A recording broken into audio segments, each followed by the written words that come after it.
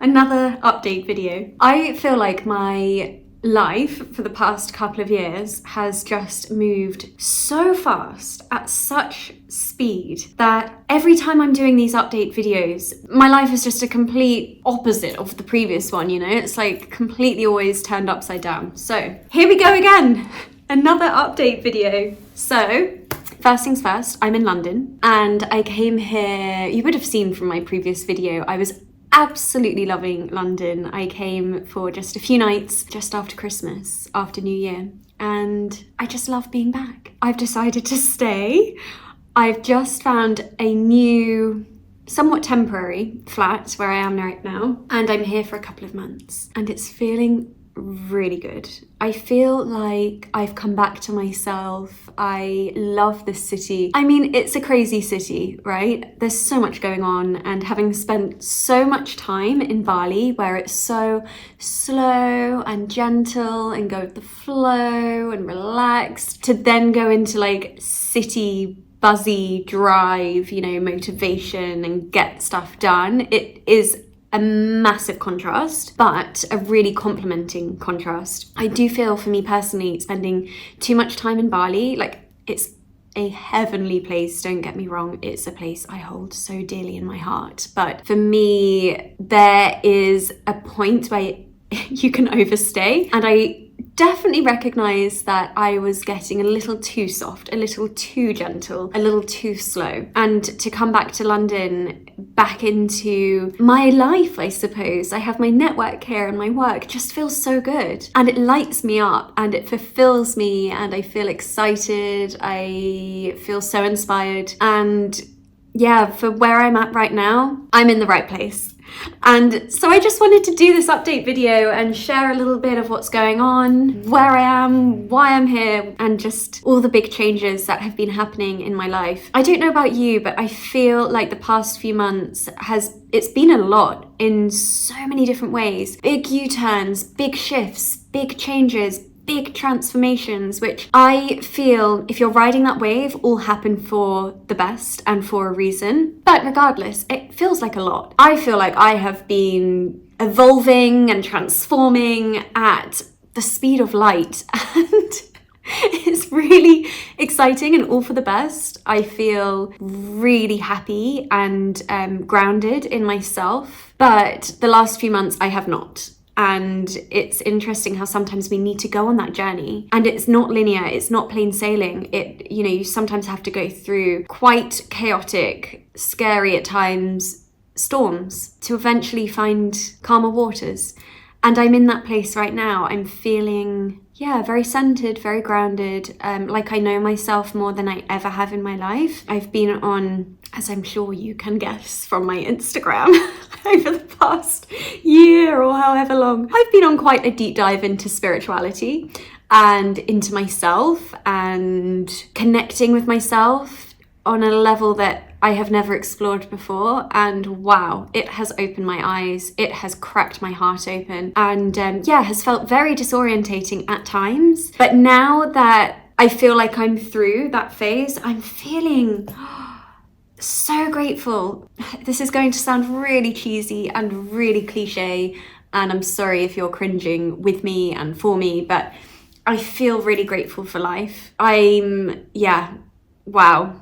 What a journey we are all on. What a journey, and what an honor, what a privilege to be alive. It's massive shifts happening on a global scale, and it's a really tough place to be. I'm not sugarcoating it. It's a lot, but I feel like we're here for a reason, and it's really exciting when you start exploring that. So, yes, I'm in London. I'm enjoying it. I have a really beautiful, supportive, incredible group of friends and network around me, and it feels so good to be back and reconnect. And I'm just enjoying and getting stuck back into life in London, and it's really exciting. I've been meeting my agents, my managers. They're all happy I'm back. They're like, where are you going to be for the next few months? Are you here? Are you there? So it feels really good to have this decision of like, I'm here.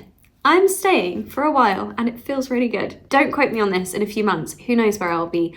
I'm just going to put it out there. I do have a strong calling to go back to India, to a very specific place that I've never been before for a very specific reason, which is scary, but there's this niggling feeling that I can't ignore, and I think I need to do that. So that might be at some point this year, but not a forever thing, obviously, just a short-term thing. I'll always find my way back to London, as I always do. And I just wanted to fill you in on the journey, I suppose. So I flew back from Bali in December, and for the first time, I flew via Dubai. And now there's normally a layover in either Dubai or Singapore often. And this time, for the first time, I decided to spend a few days in Dubai to break up the trip, because I do really struggle with jet lag. And I find that the first few days when I land back home, I am just a zombie. I am out of it. I try to keep myself awake. I do all the things that you're meant to do, but I am just like zoned out. So to kind of ease that and make it a little bit more enjoyable, and because it was Christmas, you know, like flying home for Christmas felt really exciting, decided to spend 3 nights in Dubai at the Atlantis, the Royal, which is the new Atlantis. So I've actually stayed at the Atlantis, the Palm, years ago with the OG Brit crew. If you remember that trip, there was a big group of us, and that was such a fun time. We were all so young, it was crazy. And that was at the Atlantis, the Palm. And yeah, they've only just opened last year the Atlantis, the Royal, which is luxury at its absolute finest. And if you've been following my journey in Bali, or maybe you've been before and experienced it yourself, Bali is very stripped back, it's very laid back, it's relaxing, it's chilled. Yeah, you go with the flow. I wouldn't say, and there are aspects of luxury in Bali, but I wouldn't call it a luxurious place. It's more somewhere that you reconnect with nature. Now, to go from that, we've spent a couple of months in Bali, to then Dubai, where it is just like everything is pristine, everything is absolute perfection, especially at the Royal, because it is so new, it's only just opened. So it was like my eyes were just glistening, like, wow, this place is magic, it's amazing. And I'll be completely honest with you, I didn't think I would love Dubai. I didn't think it would be my kind of place, and yeah, if I'm being completely honest, wouldn't be like my first choice of a place to go. This trip has completely changed that for me. I can completely see why people go to just enjoy and have the winter sun and just be really, really looked after. The staff at the Atlantis, the Royal, were out of this world. I felt so, nurtured and looked after. It was so beautiful. And just before Christmas, it felt really exciting. The decorations were incredible. And the thing that stands out the most for me at the Atlantis is the food. Wow, like every single meal, I went to a different restaurant. So the first place I went to, I was like, wow, I haven't had food this good in a very long time. And I was almost like sad that I'd started with what I thought was the best place for food. But it progressively got better and better, like every single mealtime that I had for lunch or dinner just got better and better, to the point where I was like, what are they putting in this food? It is so good. But they have some of the best chefs in the world working at the Atlantis, the Royal. And I probably came back a lot heavier than when I arrived, but I was so happy about that. I was like, I have just experienced the best food of my life in one trip, every single meal. Another thing was, I just wanted to quickly mention, like, basically I just got completely pampered, and I want to share that because it was like out of this world. I don't think I'll ever experience a stay like that again in my life. And I was very aware of that while I was there. I was just trying to take it all in and just like, wow, like everyone lives like royalty here. So it was such an experience. I don't know if you're like planning a honeymoon or a special occasion or something, or even just a long weekend. You will be treated like an absolute queen. And the spa. They had this shower, just like in the not normal, I mean, it's Dubai, but in their like spa facilities area where you just relax after a treatment. They had a shower that was like a whole experience in itself. you press the button and you walk through it, and it starts with like a tropical rainstorm, then it goes through to like an Arctic storm, and all the mist and the colours and the sounds. It was like a full experience in itself. Like, I would go to the spa just for that shower. Anyway, just wanted to talk about how absolutely epic that was, and a trip I will never ever forget, and can't quite believe that I was able to experience that. Yeah, having then come back, I felt refreshed, rejuvenated, ready for Christmas, ready to just, get stuck in. And it was so nice to have that feeling, because like I say, often I'm like a zombie when I come back. So I was really grateful for that experience, and will absolutely bear that in mind next time when I'm flying long haul. Like, say it's an 18-hour trip, to just maybe split it up in the middle with even one night or a few hours to just stretch your legs even and just have a bit of a break in between. I think it's a really good idea to do. So it is obviously the new year. We're in January, and I have kind of mixed feelings about this time of year, because I do feel like there's a lot of pressure to set New Year's resolutions. We're often encouraged to cut things out, and for me, it doesn't really make sense to do that in January. This whole like new year, new start, new me, new beginnings in January, in the thick of winter, energetically just doesn't make sense to me. Spring feels like more my new year, because it's all about rebirth. It's about new beginnings. So when we start seeing the beautiful flowers bloom and blossom, and that for me is like, fresh start, here we go. So to start cutting things out and setting new goals in January feels quite harsh. We're still in hibernation mode, and I just want to like remind you, if you're in this kind of part of the world where it's winter right now, just want to remind you, please ease the pressure. Like, you don't have to be going to the gym 5 times a week, or like eating salads in January. Like I just want this to be a little reminder to you to relax, and it's okay. We are still hibernating. It's still winter, the thick of winter. It's cold. It's okay if you want to stay at home and be cozy. It's okay if you're not dreaming big and feeling super inspired at the moment for your work and career, because I just feel energetically we're not meant to right now. It's a time for rest.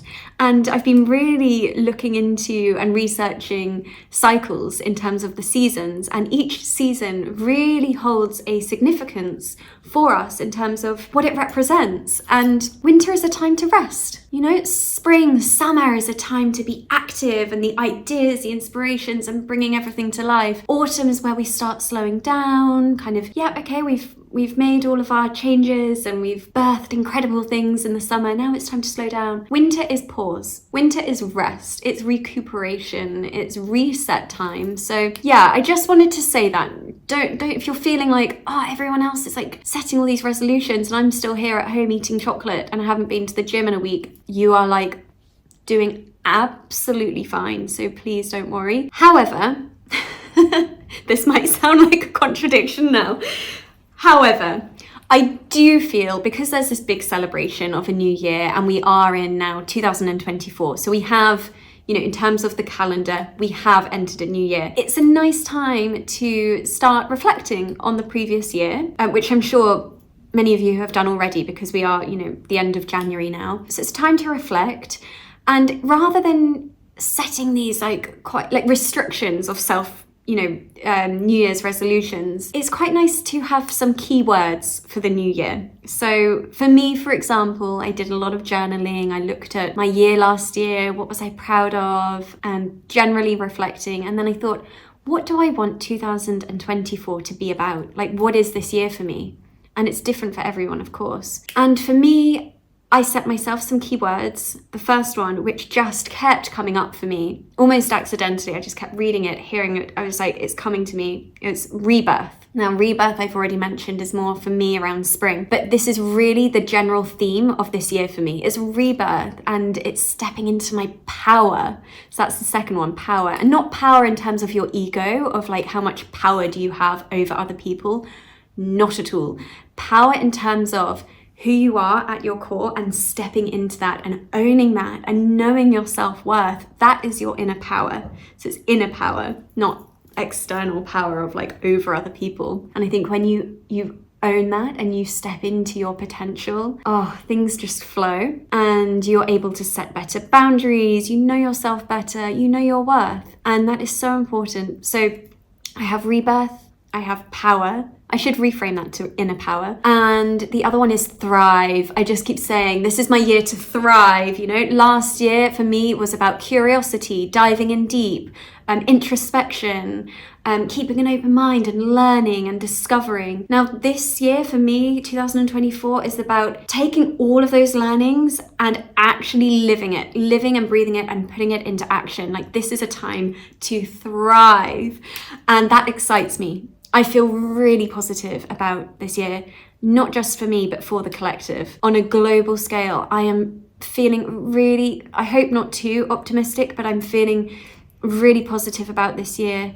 Last year was, there's so much darkness, and I haven't spoken about it too much online because I very much believe fear fuels fear, but there's a lot of darkness in this world. I'm not going to speak into darkness too much because that's not what my channel is for and that's not why I'm here. But yeah, last year there was a lot of darkness, but I'm really praying, really hoping that this is the year that we see the light. The light is rising and it's an energy, and I'm hoping this light energy is spreading. An exciting thing about this year, 2024, I hope I'm not too woo-woo, but bear with me, 2024 in numerology is a number 8, and 8 is about abundance, and it really is, it represents thriving. And this is a collective, this is for everyone, this is for all of us. That wave is there for you to ride, and it's there and it wants you to absolutely thrive. It wants abundance for you. So it's a number 8, and I keep seeing the number 8 everywhere, maybe just because it's in my mind, but I'm like, abundance of joy, abundance of happiness, success, you know, owning yourself. It's abundance in the most positive, beautiful, loving way. It's also the year of the dragon, and I did a little bit of research into dragon energy in Bali, and in, I suppose, like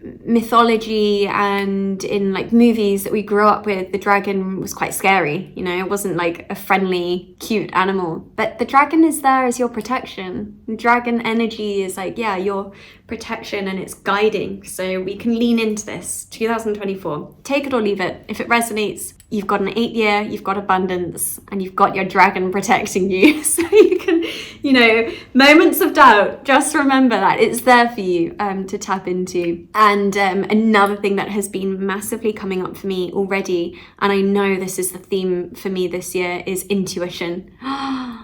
I could chat all day about intuition. It genuinely is our superpower, and we all have access to this. You know, I've heard over the years people say that they have a really strong intuition, and some people say, I don't really have like an intuition. The thing is, we all have it. We all have this inner knowing. I always like feel here intuitively. I go here. It's a gut feeling, it's a gut instinct, and we all have an intuition. From our hearts, from our guts. And everyone has the ability to lean into this and listen to it. And it really is a superpower. And it doesn't lie.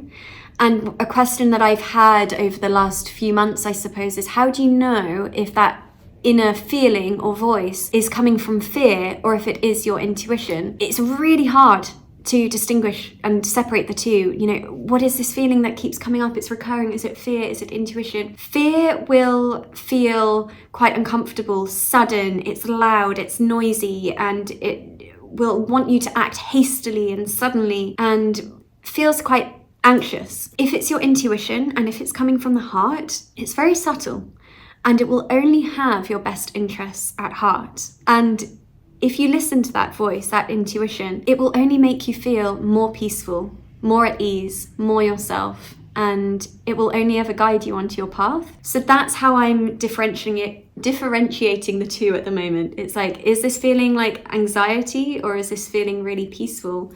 And lean into the peace, lean into the love, lean into the joy, because it comes from here. And No matter what anyone else tells you externally, even family, even people you love so dearly, no matter what's going on outside of you, you always know best. Your heart knows best. I've actually written a whole newsletter about this. I've just started a newsletter. Here you go. The next part of my update video. So I'm finding my feet again in London, so please bear with me. I am taking it slow. Like I said, we're still in hibernation mode, but one little stepping stone for me is creating a newsletter, and I've already written my first one.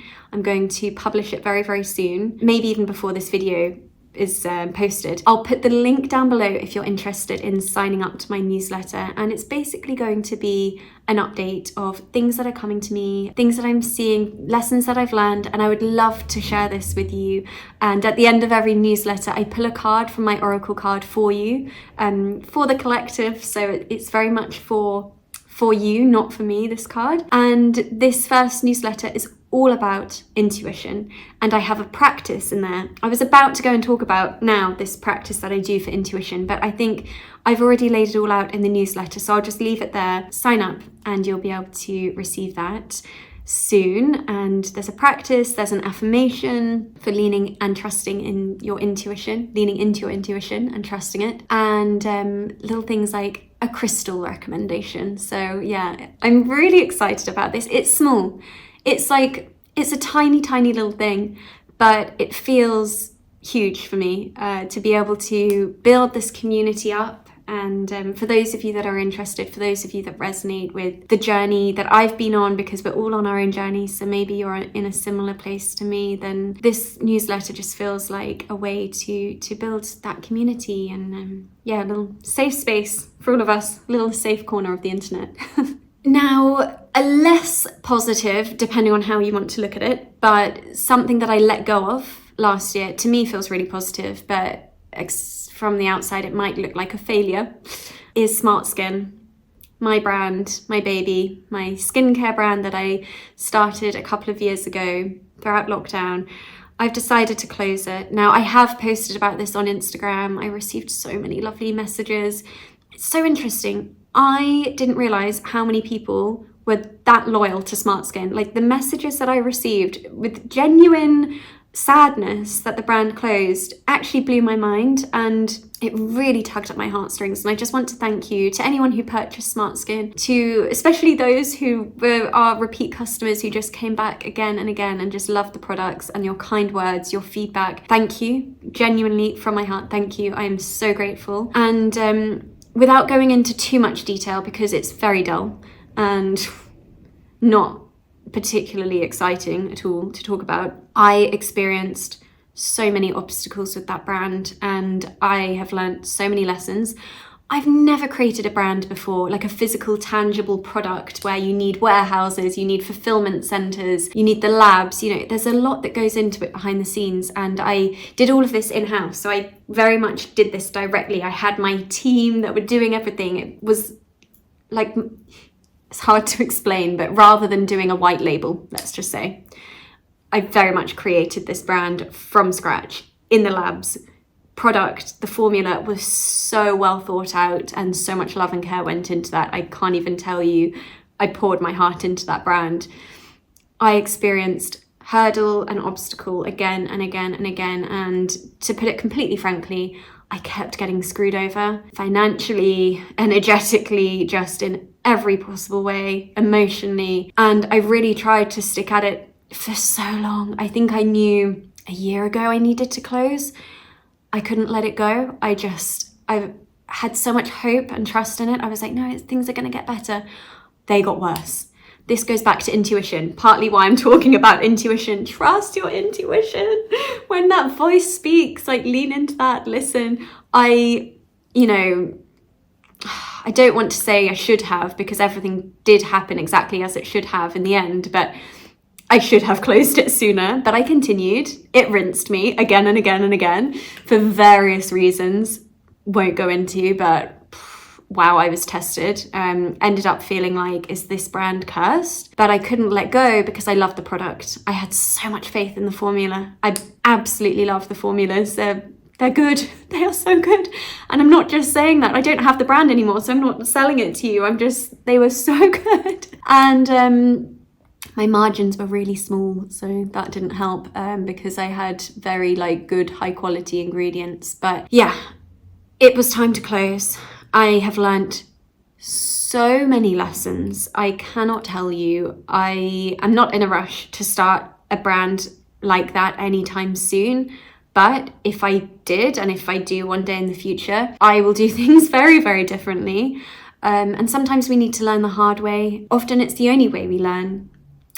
Need to, hit rock bottom sometimes to really end up, I've said this before, I remember this in another video about a very different topic, but sometimes we need to hit rock bottom to rise like a phoenix from the ashes. I believe that 100%, and I wish it weren't the case. I wish we could learn and grow and evolve in complete peace and joy and love, but from experience on my side, the biggest growth comes from sometimes the biggest break and the hardest times. So I've closed Smart Skin. I must say it's bittersweet. I'm genuinely sad that I don't have the products anymore, but it's also a relief. It's a weight lifted off my shoulders. So that's just an update around Smart Skin, because I know lots of you have been asking me on Instagram and I haven't really been that responsive about Smart Skin. So yeah, I just wanted to fill you in if you were curious. Also, in terms of work, I don't know if this is really boring in this video talking about work stuff, but I have been moving agents and managers quite a lot recently, and I've just been configuring my setup with work. Last year was very much a case of cleaning things up, making things run more smoothly. And this year I'm seeing it all come to life and I'm building up that team. I'm thinking of building up my team in-house directly. So rather than working with lots of external agents and managers and things, actually hiring directly. So that's something that's on my mind. That's something that I'm figuring out in the background. Probably so boring to hear about. No one wants to know about the behind the scenes stuff, but that's what's also been going on. I feel like I'm starting again. It really is rebirth. In every single aspect, this is rebirth for me. And I feel excited. I have this inner knowing that this is going to be a much better year. I'm just going to round this off. I thought I would share a couple of my favorite products that I have recently discovered and have been loving. I know I don't do many beauty videos on here, so there isn't really a lot of space sometimes on here to speak about these products that I'm loving. But the first one, I think I'm going to show this one first actually, is Zellen's. This is their balancing mist. Now, I had a facial at the Langham London Hotel just after New Year, so only a couple of weeks ago, and I was so impressed with this brand. So I used all of these products, the therapist used all of these products on me, and she was telling me the story, and it was actually created by a skin cancer expert, and it's plant-powered. So it really marries the power of plants, that real holistic, natural aspect of skincare with science. It's all science-backed. And to come from a skin cancer expert, it just absolutely fascinated me. And because of this, the dry air, we're in winter, lots of central heating inside, it's really dried out my skin. So the therapist was saying how good this balancing mist would be for me. So I couldn't resist. I bought it at the end. It is quite pricey, I will be honest, but I absolutely loved the feeling of it during the facial. And she said if I were to purchase any product from the whole entire facial, she'd recommend this one. So I trusted her. I got it, and it is so good. And I know you're probably so unenthused about hearing about a mist.